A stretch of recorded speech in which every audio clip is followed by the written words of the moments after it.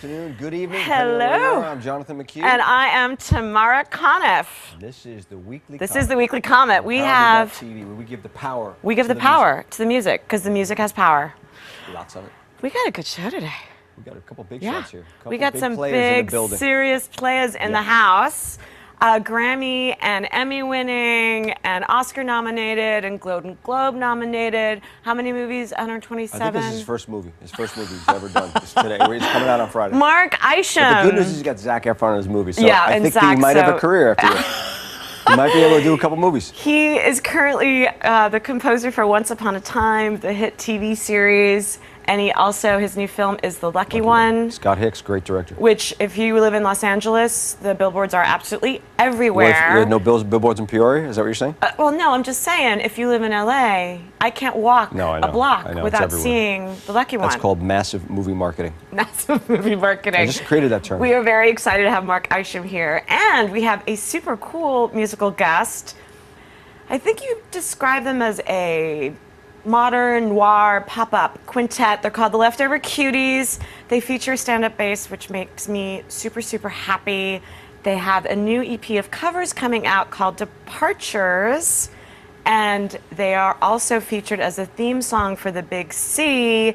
They're going to perform for us right now, the Leftover Cuties. Welcome to the show.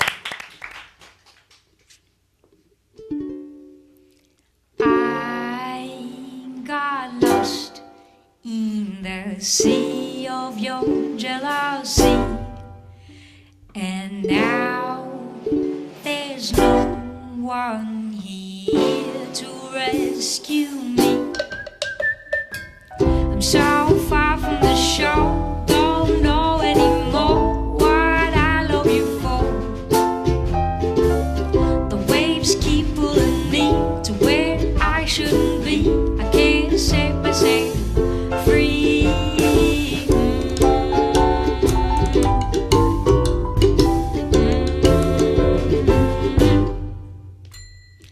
I got lost in the sea of my own misery. I don't remember the last time that I floated peacefully. Tell me it's fate, and I fall for your bait. I carry the weight. The waves come over me, and suddenly I can see what you're doing to me. All the things you put me through.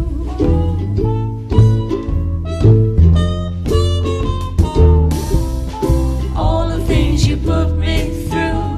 I still can't swim away from you. So far from the shore, don't know anymore what I love you for. The waves come over me, and suddenly I can see what you're doing to me. So far from the shore, don't know anymore what I love you for. The waves keep pulling me to where I shouldn't be. I can't set myself free. Bravo! That song Very cool. was called Lost in the Sea. That is also on their EP. It is an original song that they actually re-recorded for the EP, so they kind of covered themselves, which I think is super Wow, cool. that's interesting. Covering yourself, I like that idea. And we will get to talk to them later. But now it is time for the Comet News. I love that segment. Well, Death Watch again? I know. I just didn't want to say it. Why do You know, people keep we've dying? had like the Death Watch. It was like Whitney, and there's a lot of dead. We had a bad roll.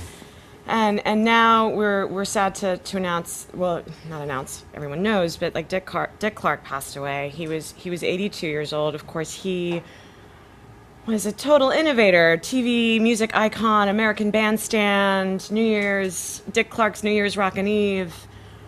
Years Dick Clark Productions, the AMAs. I mean, literally, truly an iconic leader. And and TV personality, and it's a huge loss for us. So I heard a story about him yesterday that he was so into what he did that he never wanted to have a dull moment, that when he had a limo pick him up at the airport, and in the limo was an editing studio.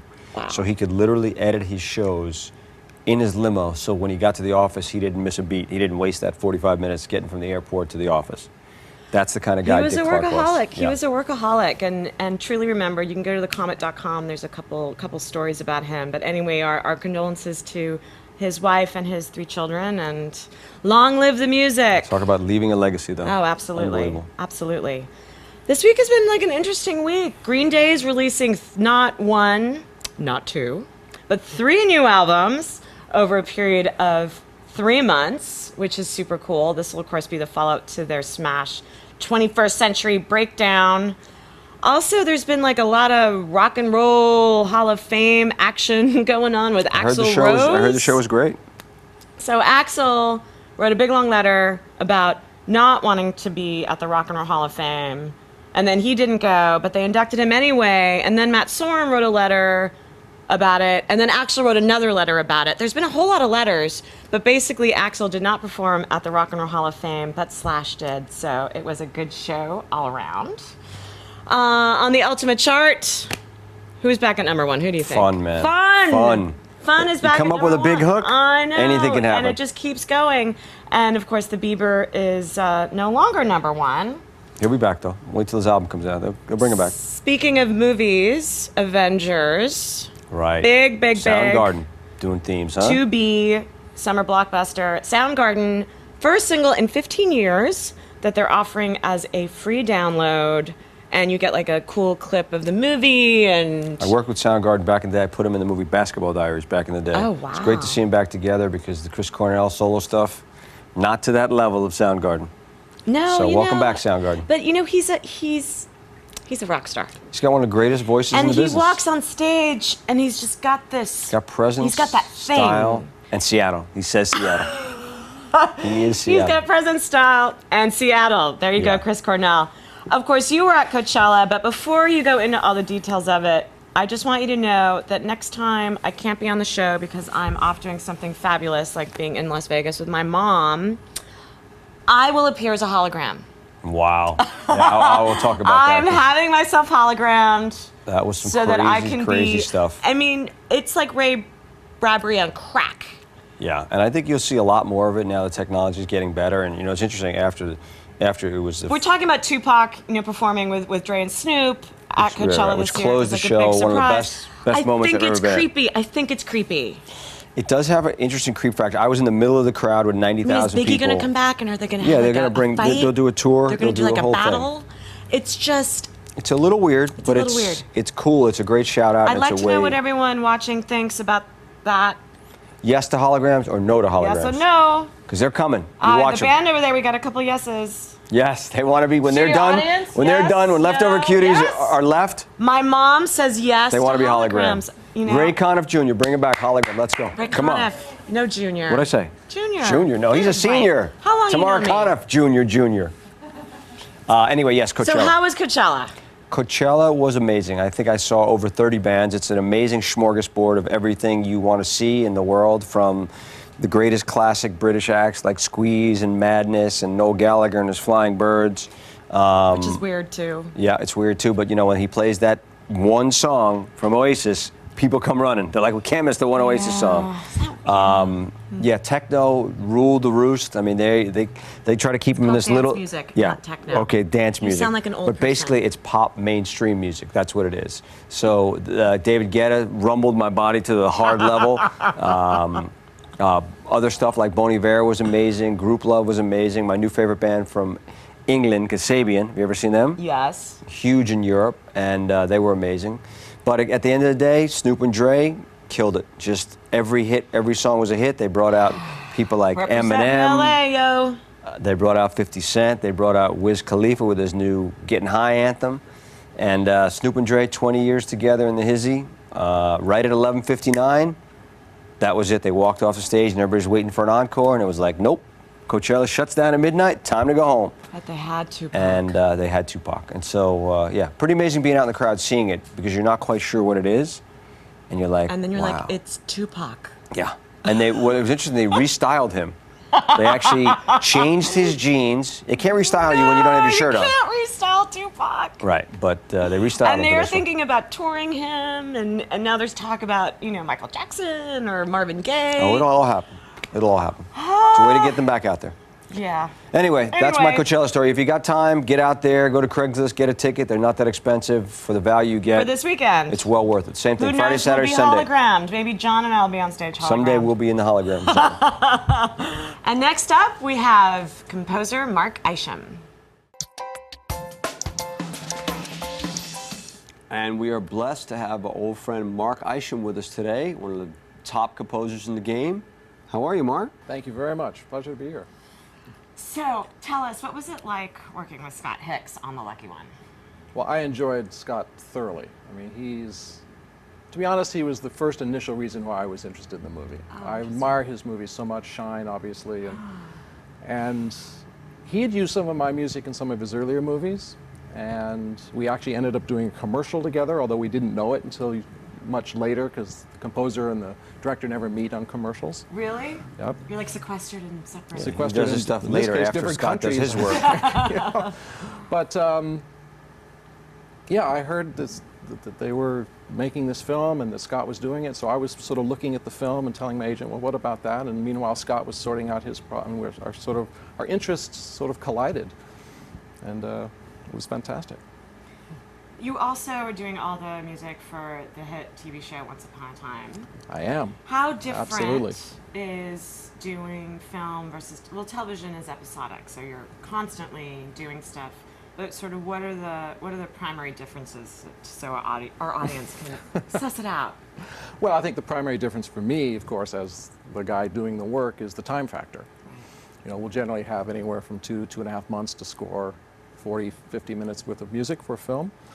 And on a television show, we've got 20 minutes to 30 minutes every week. So it's a lot of work. And for Once Upon a Time, you're literally recording it all in a live every week. Well, that was one of the reasons I was really fascinated. Not only the story so cool and just so imaginative, the creators, Adam and Eddie, are just cool and imaginative guys, but they gave me an orchestra every week. Oh, Which that's is every week. yeah. That's like the That's closer. a big budget, Composers man. get so excited when they get it. There are very few of them that ever get one, but Isham's of that league. He's getting orchestra. It's great. And it's, you know, anywhere from 35 to 50 people every week, 25 minutes of original music, bang. It's exciting. Wow. It's very exciting to do. So movie-wise, you've been on a great roll. I mean, you did Warrior for Lionsgate, you did Dolphin Tale.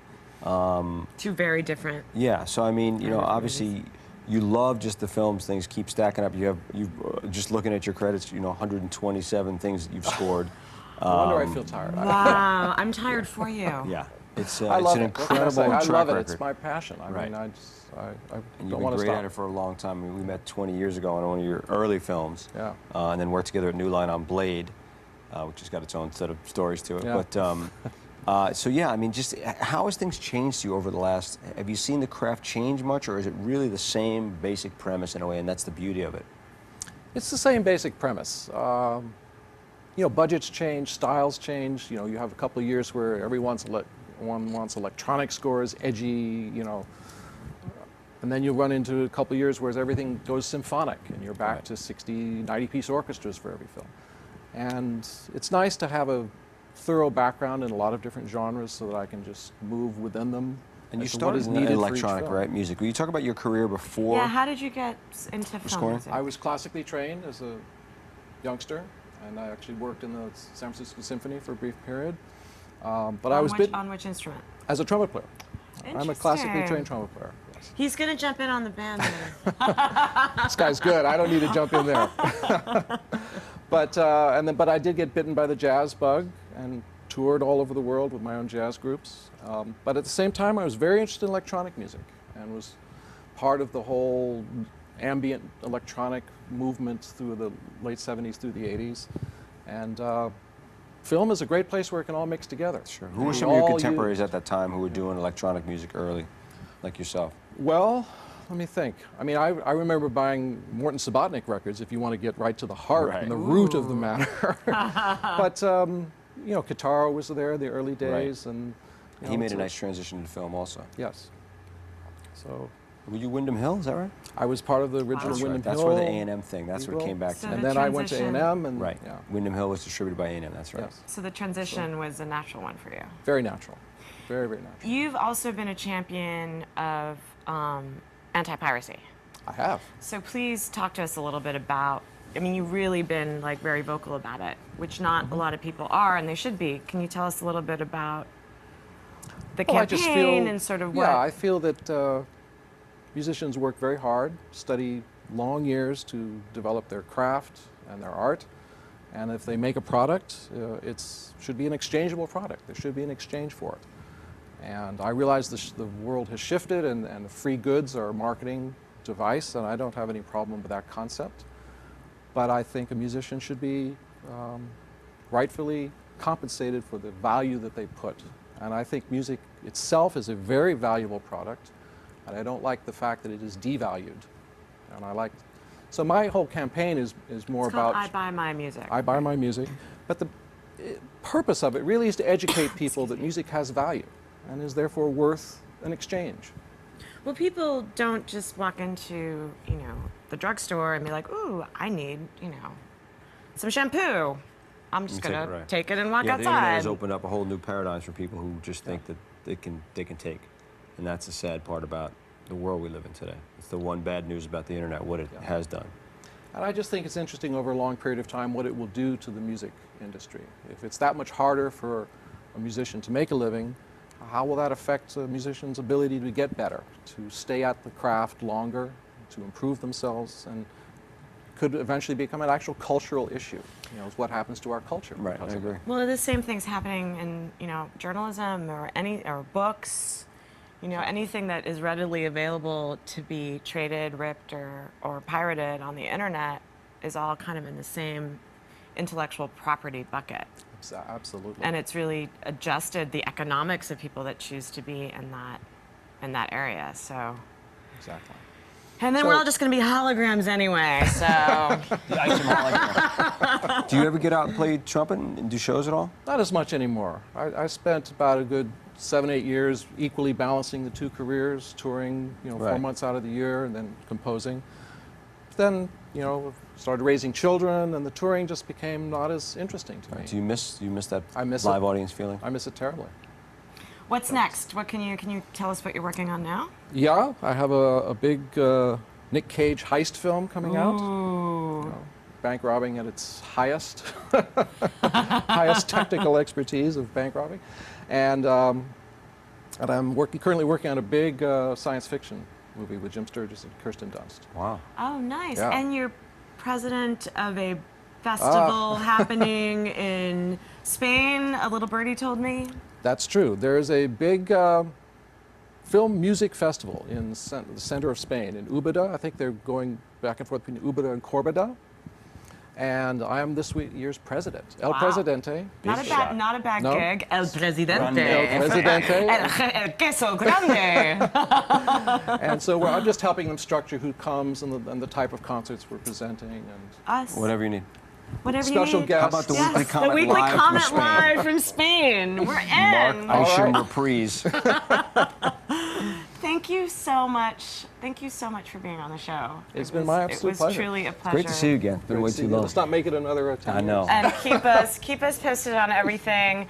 We have the Leftover Cuties coming up, but first check out this video of their song from the Big C.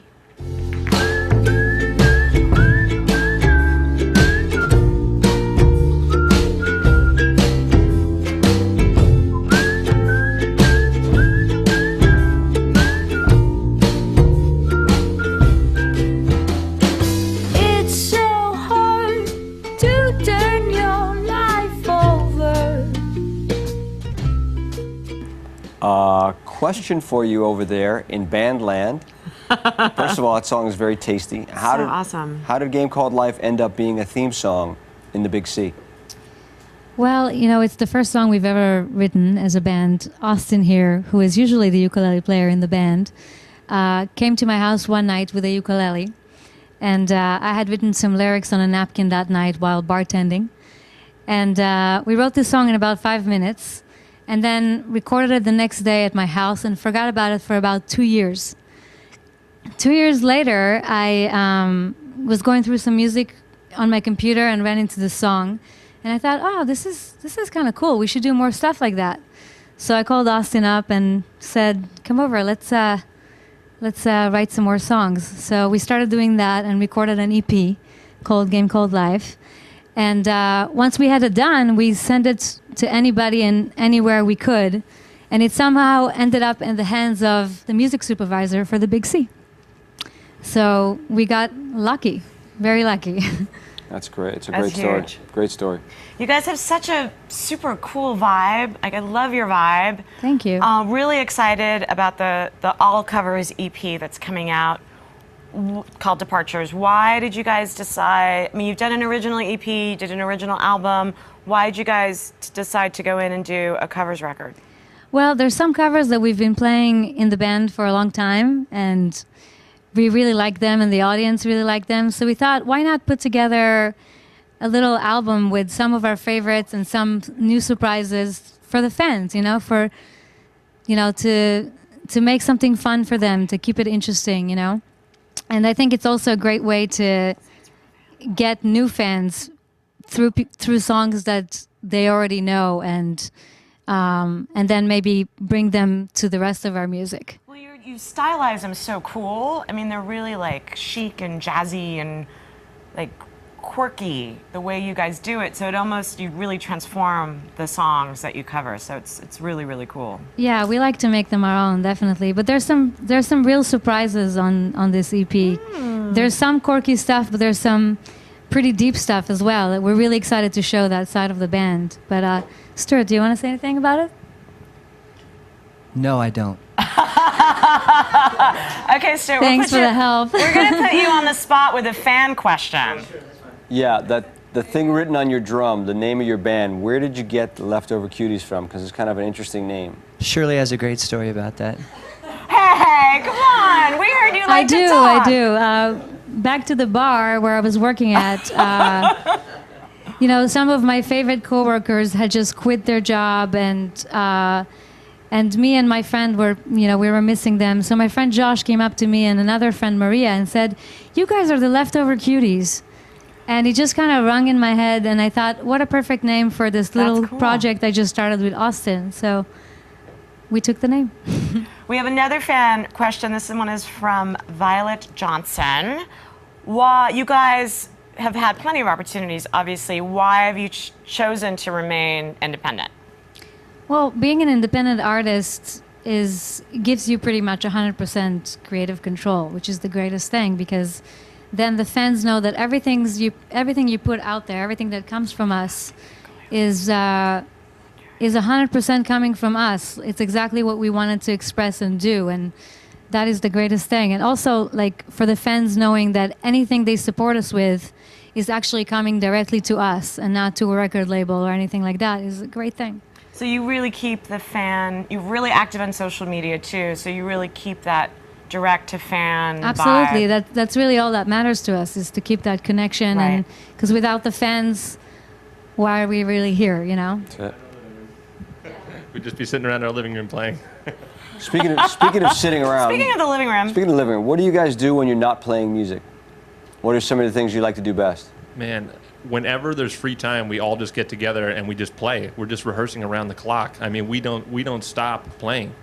No, that's a little bit of a stretch, but yeah, we like to have barbecues. Actually, Mike Bulger is the smoke master. He is Nice. He is like king barbecue smoke master. We're coming over next time. Bring it. Totally, If you guys do good barbecue, we're in. totally. He's the master. So, just like any friends do. We just hang out. We have a good time. We talk about what happened, or what show might be coming up, or We do some stuff we shouldn't mention here. Well, please keep us posted on all things Leftover Cuties. And I know you guys now have one more song to play with us, a cover, a fabulous cover, You Are My Sunshine. Yes, and it's Take it away, guys. it's also going to be on the EP.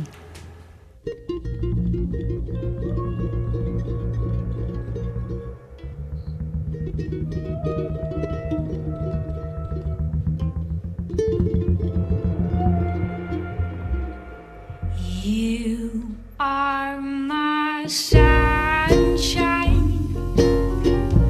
my only sunshine. You make me happy when sky